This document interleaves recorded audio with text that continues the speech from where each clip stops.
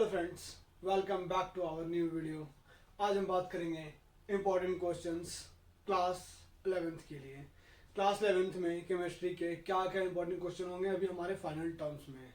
बहुत सारे स्कूल्स में फाइनल टर्म्स हो चुके हैं, बट जिनके स्कूल में नहीं हुए 11th क्लास के एग्जाम्स, तो वो इस वीडियो को जरूर देखें, इससे आपको बहुत हेल्प मिलेगा। और स्पेशली हमारा जो आज का मेन फोकस है वो सिर्फ टर्म 2 के बेसिस पे कि टर्म 2 में हमारे क्या क्या इंपॉर्टेंट क्वेश्चंस आ सकते हैं, जिससे आप उसको पढ़ के आसानी से पास होना तो और बात है, आप अच्छे मार्क्स गुड मार्क्स स्कोर कर सकते हो। तो हम आते अपने क्वेश्चन। सो हमारा फर्स्ट टॉपिक है रेडॉक्स रिएक्शन, जो कि इनऑर्गेनिक केमिस्ट्री का ओनली वन चैप्टर है। उसमें सबसे पहला टॉपिक है आइडेंटिफाई ऑक्सीडेशन एंड रिडक्शन। तो हमें क्वेश्चन में ऑक्सीडेशन और रिडक्शन को आइडेंटिफाई करना होगा, ठीक है, या फिर आपको ऑक्सीडाइजिंग एजेंट और रिड्यूसिंग एजेंट भी पूछ सकते हैं। And third one is oxidant and reductants, all are in identify, सब कुछ सेम होता है, ठीक है। Second one is oxidation number. तो आप अगर एक्सरसाइज सॉल्व किए होंगे तो एक्सरसाइज का question number 8.1 and 8.2 NCERT book के, उसमें आपको अंडरलाइन एलिमेंट का आप लोग ऑक्सीडेशन स्टेट कैलकुलेट किए होंगे या फिर ऑक्सीडेशन नंबर, दोनों एक ही चीज है। Third one is formula. तो आप लोग फॉर्मूला कैलकुलेट किए होंगे, जैसे कि एक क्वेश्चन में फॉर एग्जांपल मैं ले लूं, अगर दे दिया गया आपको टीन 4 ऑक्साइड, इसका फॉर्मूला क्या होगा? टीन का फॉर्मूला SN, उसका अगर हम लोग का 4 होता है, ऑक्साइड्स का 2, क्रॉस मल्टीप्लाई करेंगे ये 2 तो कट जाएगा, 2 and 1 क्या आ जाएगा हमारा SnO2 एज द फॉर्मूला। तो ऐसे आपको फॉर्मूला भी कैलकुलेट करने के लिए पूछा जा सकता है, ठीक है। Next one is balancing. आप लोगों ने ऑलरेडी बैलेंसिंग पढ़ चुका है। बैलेंसिंग के लिए आप लोगों ने दो मेथड पढ़ा था, पहला ऑक्सीडेशन नंबर मेथड और दूसरा हाफ रिएक्शन मेथड। तो उससे भी आप लोग बैलेंसिंग कर सकते हैं, क्योंकि क्वेश्चन में अगर मेंशन है तो आप उस मेथड को फॉलो कीजिएगा। अगर मेथड मेंशन नहीं है तो जिस मेथड से आपको आता है वो मेथड को आप फॉलो कर लीजिएगा। उसमें एसिडिक मीडियम या बेसिक मीडियम, क्वेश्चन किस मीडियम में, उस पर फोकस जरूर कीजिएगा। And last one is the function of salt bridge, जो चैप्टर के लास्ट में होगा कि सॉल्ट ब्रिज का क्या क्या फंक्शन है, सॉल्ट ब्रिज वर्क कैसे करता है, उसका काम क्या होता है, बस उसे लिखना है। अब हम लोग आते सीधे अपने ऑर्गेनिक केमिस्ट्री में, जिसका सबसे ज्यादा वेटेज है। मिनिमम 20 मार्क्स ऊपर ही होंगे, बट नीचे किसी में नहीं होंगे। चाहे आप किसी भी स्कूल से बिलोंग कर रहे हो, एनी बोर्ड, स्टेट बोर्ड हो, CBSE हो या ICSE बोर्ड हो, ये चैप्टर और हाइड्रोकार्बन, ये दो चैप्टर मिला के 20 मार्क्स प्लस होंगे। पहला topic sigma bond and pi bond calculate कैसे करते हैं आपको ऑलरेडी पता है अच्छे से। अगर नहीं पता है तो आप कमेंट करके जरूर बोलिएगा, मैं उस पर वीडियो बना करके सेंड कर दूंगा। नेक्स्ट स्ट्रक्चर रिप्रेजेंटेशन, हम लोग 3 फॉर्म पढ़े थे ना, complete, condense and bond line. तो कंप्लीट क्या होता है, कंडेंस और बॉन्ड लाइन, आपको एक फॉर्म दिया हुआ रहेगा और आपको सेकेंड फॉर्म में चेंज करने के लिए बोला जाएगा। थर्ड वन इज नोमेनक्लेचर, इसमें IPSC नेम, कॉमन नेम, और इसके थ्रू आपको IPSC नेम के साथ साथ आपको बोला जाता है इसका स्ट्रक्चर बनाने के लिए भी। जैसे एग्जांपल 2-ब्रोमोपेंटेन, आपको नाम दे दिया गया और आपको उसका स्ट्रक्चर ड्रॉ करना होगा, तो आप स्ट्रक्चर किसी भी फॉर्म में ड्रॉ कर सकते हैं अगर क्वेश्चन में मेंशन नहीं है तो, बॉन्ड लाइन, कंडेंस या complete. Next one is isomerism. Isomerism क्या होता है, सबको पता है, कोई भी कंपाउंड जिसका मॉलिक्यूलर फॉर्मूला सेम होगा बट प्रॉपर्टीज डिफरेंट होता है, उसको हम लोग बोलते हैं आइसोमेरिज्म। इसमें दो था, स्ट्रक्चरल और स्टीरियो। स्ट्रक्चरल में एनसीईआरटी से पढ़े होंगे तो 4 और साइड बुक से पढ़े होंगे तो 6, एंड स्टीरियो में 2 थे, chain, position, functional, metamerism. NCERT में ये 4 और साइड बुक में 2 एक्स्ट्रा होंगे, जिनका नाम था रिंगचैन एंड टॉटोमेरिज्म्स। और स्टीरियो में 2 पार्ट थे, ज्योमेट्रिकल एंड ऑप्टिकल्स। नेक्स्ट पे हमारा जो टॉपिक आता है वो है electrophiles and nucleophiles. Electrophiles electron loving, nucleophiles nucleus loving species. तो उस पर आएगा आइडेंटिफाई करने के लिए कि which one is electrophile and which one is nucleophile, या फिर इलेक्ट्रोफाइल सेंटर, तो आप इसके थ्रू उसको बना सकते हैं। Next one is inductive effects and hyper conjugations. तो इसका आप लोग डेफिनेशन भी देखिए, बट जनरली इससे रीजन या फिर ऑर्डर के बेसिस पे आपसे क्वेश्चन पूछा जाएगा कि इन दोनों में ये ज्यादा स्टेबल है, तो क्यों है, क्योंकि आप उसके ऑर्डर पे आप देख सकते हो। And last one is resonance effect. तो रेजोनेंस में आपको किसी भी चीज का रिलेटिव स्ट्रक्चर बनाने के लिए बोला जा सकता है, वो प्लस आर इफेक्ट हो या फिर माइनस आर इफेक्ट हो। फॉर एग्जांपल क्लोरोबेंजीन, नाइट्रोबेंजीन, जो आप लोगों को पढ़ाओगे 4 से 5 ऑर्थो, पैरा ऑर्थो, जो बेंजीनिंग में गोल गोल घूमते रहता था, तो उस चीज को आपको सॉल्व करना है। फिर हम आते हैं नेक्स्ट चैप्टर, हमारा नेक्स्ट चैप्टर है हाइड्रोकार्बन। कार्बन के इंपॉर्टेंट क्वेश्चंस पर टॉपिक। आपको हाइड्रोकार्बन में किस किस टॉपिक को पढ़ना है।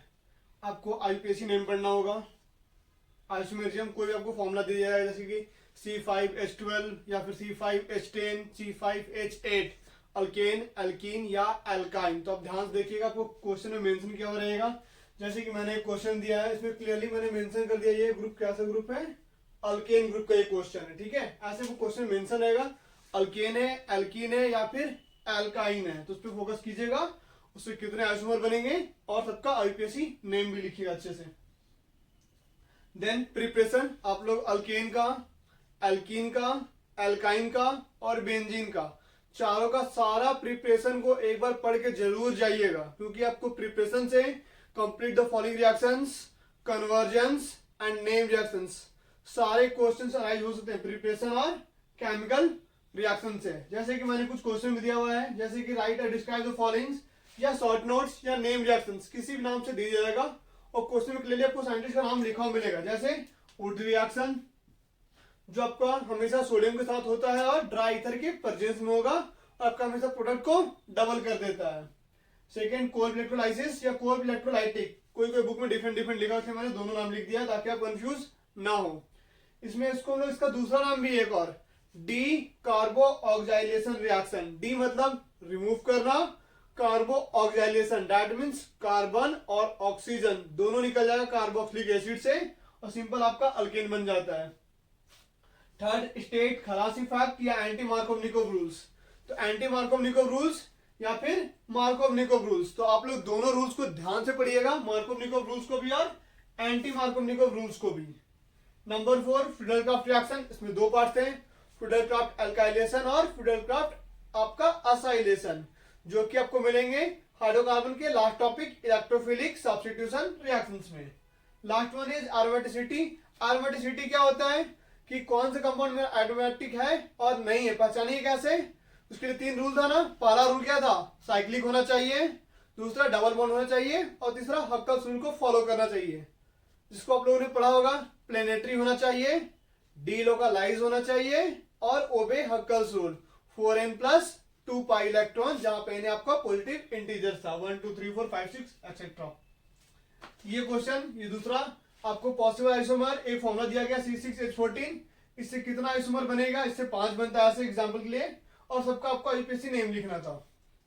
नेक्स्ट कन्वर्ट, इस पे याद से फोकस कीजिएगा, क्योंकि ये एक ऐसा टॉपिक है जो फिर क्लास 12 में बहुत इंपॉर्टेंट होने वाला है और इससे आप भाग नहीं सकते। इससे अच्छा है इस पे प्रैक्टिस कीजिएगा इसको।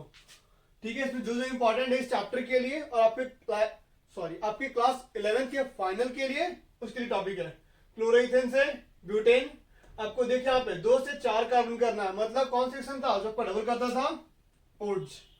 ठीक है, second one is ethanol to ethene, alcohol से एल्किन बना रहे हैं, मतलब OH को हटा रहे, रिमूव कर रहे हैं। डिहाइड्रेट कर रहे हैं, मतलब हीट कर देंगे एसिड के प्रेजेंस में, हो जाएगा। थर्ड 2 ब्रोमोप्रोपेन से प्रोपीन, 2 ब्रोमोप्रोपेन से हम क्या बना रहे हैं, प्रोपीन एलिमिनेट कर रहे हैं, तो this is known as beta elimination reaction. अगर इसमें नहीं भी लिखा हुआ है तो उसको भी आप लोग याद से पढ़िएगा, बीटा एलिमिनेशन रिएक्शन। ठीक है, नंबर 6 में लिख दे रहा हूं ऐसे, बीटा एलिमिनेशन रिएक्शन।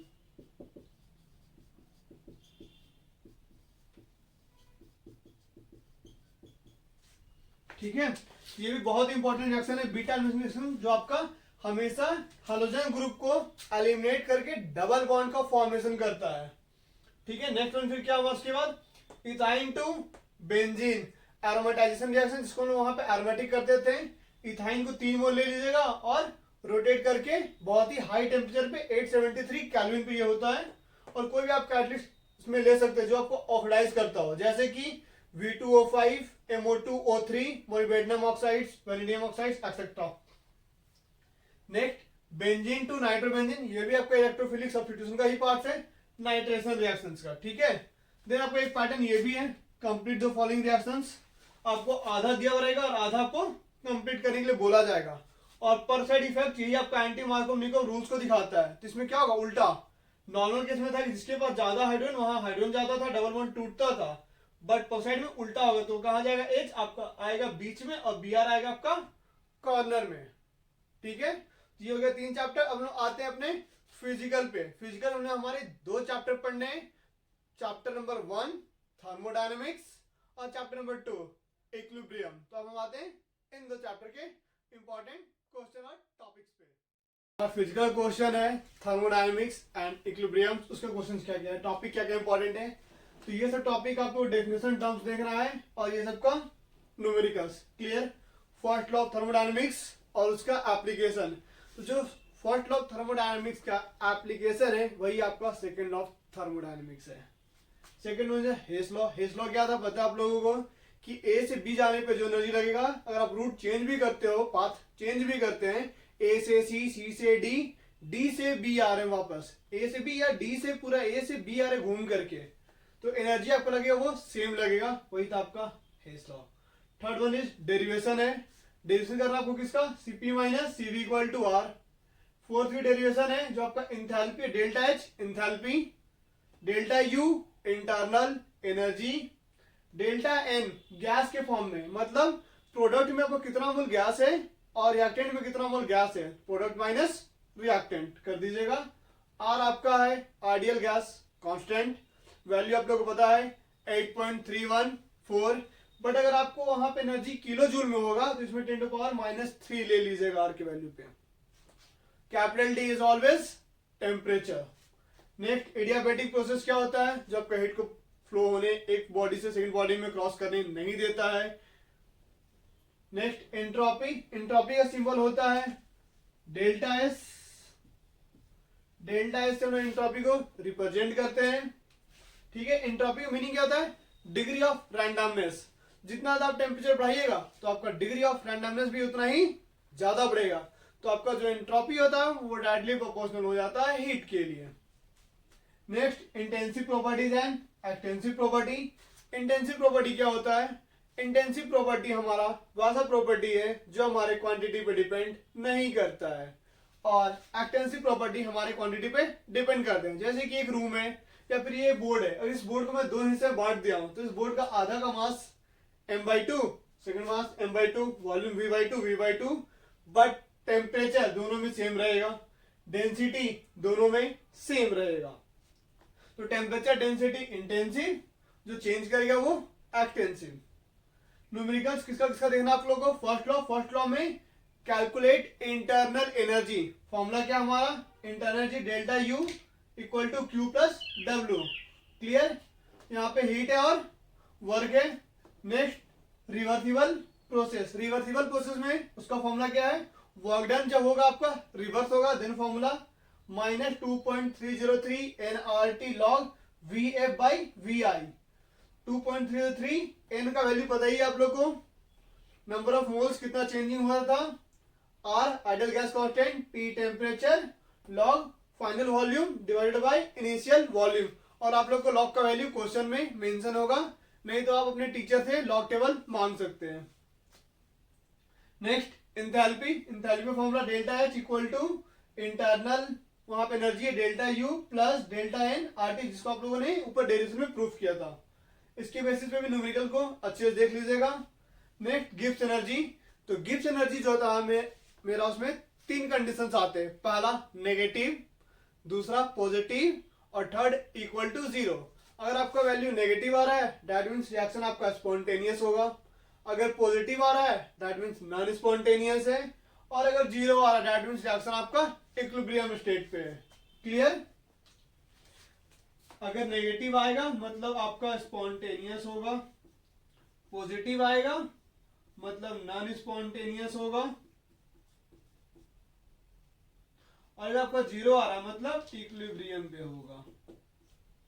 क्लियर? ये था हमारा गिब्स एनर्जी के लिए। ये टॉपिक इतने सारे हमारे थर्मोडायनेमिक्स में इंपॉर्टेंट टर्म्स है, इसको अच्छे से पढ़ के जाइएगा। नेक्स्ट जो हमारा है चैप्टर का नाम है इक्विलिब्रियम। इक्विलिब्रियम में कुछ फॉर्मूलाज हैं, जैसे कि केसी मतलब इक्विलिब्रियम कांस्टेंट। इक्विलिब्रियम कांस्टेंट निकालने बोले राइट में आपको केसी निकालना है, प्रोडक्ट बाय रिएक्टेंट। तो प्रोडक्ट का जो भी मोल होगा, रिएक्टेंट का जो भी मोल है उसके पावर में लिखिएगा आप लोग, जो आगे में लिखा था। जैसे हम लोग एक एग्जांपल लिए 2H2 प्लस O2 बनेगा क्या, 2H2O। तो हमारा इक्वेशन क्या हो गया, 2H2 प्लस O2 बन के आ रहा है 2H2O। जैसे लिख रहा हूं मैं यहाँ पे 2H2 प्लस O2 इक्विलिब्रियम है, रिवर्सिबल का साइन दे दीजिएगा, बनेगा आपका 2H2। तो इसे हमें किस फॉर्म में लिखेंगे हम लोग, केसी निकालना रहा तो केसी इक्वल टू क्या हो जाएगा, प्रोडक्ट कौन है, दिस वन इज प्रोडक्ट, हमेशा राइट साइड वाला प्रोडक्ट होगा। तो क्या आ जाएगा, H2O का पावर कितना आगे में 2 है ना, तो ये ऊपर चला गया 2, नीचे में क्या है H2 और O2। तो H2 का पावर कितना है 2 ना, तो यहाँ पे भी आ जाएगा 2, और बाकी सारे चीज का आप लोग को वैल्यू क्वेश्चन में गिवन होगा, H2O का भी, H2 का भी, O2 का भी, सबका वैल्यू पुट कीजिएगा, जिसमें स्क्वायर या क्यूब होगा स्क्वायर या क्यूब कीजिएगा और कैलकुलेट कर लीजिएगा, इससे आपका केसी निकल जाएगा। नेक्स्ट हम आते हैं क्यूसी पे। क्यूसी मतलब होता है रिएक्शन कोसेंट। रिएक्शन कोसेंट का काम होता है हमारे रिएक्शन के डायरेक्शन को बताता है कि हमारा रिएक्शन फॉरवर्ड है क्यूसी, फॉर्मूला दोनों का सेम है। तो क्यूसी में देखते हैं क्यूसी काम क्या था, डायरेक्शन बताना। अगर मेरा क्यूसी बड़ा होगा तो रिवर्स, क्यूसी छोटा है मतलब फॉरवर्ड रिएक्शन है, और दोनों इक्वल है मतलब इक्विलिब्रियम है।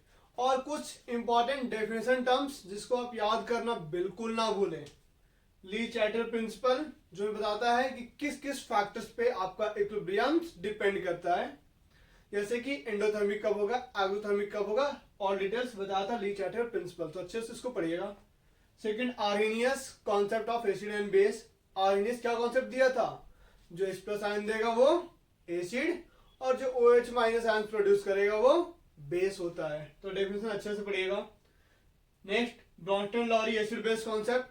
तो ब्रॉन्टन लॉरी को हम लोग कंजुगेट एसिड बेस कॉन्सेप्ट भी बोलते हैं, क्योंकि जो H प्लस आयंस को लूज करेगा वो एसिड, और जो H प्लस को गेन करेगा वो बेस। और आपको ब्रॉन्टन एसिड दिया हुआ है तो आपको कंजुगेट बेस निकालने बोला जाएगा, और आपको ब्रॉन्टन बेस दिया हुआ है तो कंजुगेट एसिड निकालने बोला जाएगा। और कभी कभी आपको एक सिंपल वर्ड दे देगा जिससे आपको कंजुगेट एसिड और कंजुगेट बेस दोनों निकालने आ सकता है। तो इसको अच्छे से देखना है, इसको बहुत इंपॉर्टेंट, ये मैं बता रहा हूँ बहुत बहुत इंपॉर्टेंट है ये केसी, और कुछ न्यूमेरिकल्स में आएंगे फिर। Next, Lewis acid base concept क्या था, जो इलेक्ट्रॉन पेयर पे बात करते हैं, लेविस डॉट स्ट्रक्चर या फिर इलेक्ट्रॉन डॉट स्ट्रक्चर वाला, जो इलेक्ट्रॉन पेयर को लूज करेगा और गेन करेगा एसिड बेस उस पे है। तो जिसके पास नेगेटिव चार्ज या फिर लोन पेयर हो वो बेस होगा आपका, और जिसके पास पॉजिटिव चार्ज या फिर न्यूट्रल होगा वो एसिड होगा आपका। Next, buffer solutions. Buffer solutions क्या होता है हमारा, बफर सॉल्यूशन का काम क्या होता है, पीएच को चेंज होने से रजिस्ट करता है, रोकता है।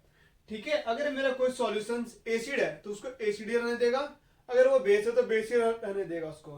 आप उसमें स्मॉल अमाउंट में कुछ भी मिलाइए, एसिड या बेस, कोई फर्क नहीं पड़ता है। न्यूमेरिकल टर्म्स में आते हैं हम लोग, केसी को निकालने बोला जाएगा, जो हम लोग ऊपर ऑलरेडी बात कर चुके हैं। क्यूसी भी ऊपर बात कर लिए हैं, ब्रॉन्टन भी बात कर चुके हैं। डिग्री ऑफ एसोसिएशन या डिसोसिएशन, कोई भी मॉलिक्यूल्स वाटर पे डालने के बाद एसोसिएट हो रहा है, मतलब दो मॉलिक्यूल जुड़ करके एक बन रहा है, या एक मॉलिक्यूल जुड़ करके दो या दो से अधिक में डिवाइड हो रहा है, तो उस पर इसका फॉर्मूला बुक में लिखा हुआ है, बहुत सारे क्वेश्चंस भी होंगे, तो अच्छे से देखिएगा उस क्वेश्चंस को। और क्वेश्चन में कुछ क्वाड्रेटिक इक्वेशंस का भी यूज वहां पे किया गया है, तो उसको अच्छे से फोकस कीजिएगा। नेक्स्ट, सॉल्युबिलिटी प्रोडक्ट KSP निकालने का है। इसके लिए आप लोग फॉर्मूला ऑलरेडी अप्लाई कर चुके हैं, जो आपका इक्विलिब्रियम का लास्ट टॉपिक है एनसीईआरटी बुक का, तो अच्छे से देख लीजिएगा उसको। Last one is pH scale. PH क्या होता है सबको पता है, तो पीएच स्केल में हम लोग निकालते कैसे हैं, फॉर्मूला क्या था, pH equal to minus log. अगर आपको एसिड निकालना है तो H प्लस का कंसंट्रेशन, बेस निकालना है तो OH माइनस का, और वाटर निकालना है तो KW का कंसंट्रेशन। जो दिया हुआ रहेगा उसको बैठाइएगा, कैलकुलेट कीजिएगा, जो आएगा आपका वो आंसर हो जाएगा। तो आज के लिए वीडियो के लिए इतना ही। अगर हाँ किसी भी टॉपिक में कोई भी डाउट्स होगा तो बोलिएगा, मैं टॉपिक के लिए बहुत सारे एग्जांपल्स के साथ एक और वीडियो बना दूंगा। और इस वीडियो को जितना ज्यादा हो सके अपने स्कूल्स फ्रेंड्स, ट्यूशन फ्रेंड्स, हर जगह पे शेयर कीजिएगा। और अगर वो लोग चैनल पे नए हैं तो सब्सक्राइब करना ना भूलें। Thanks for watching.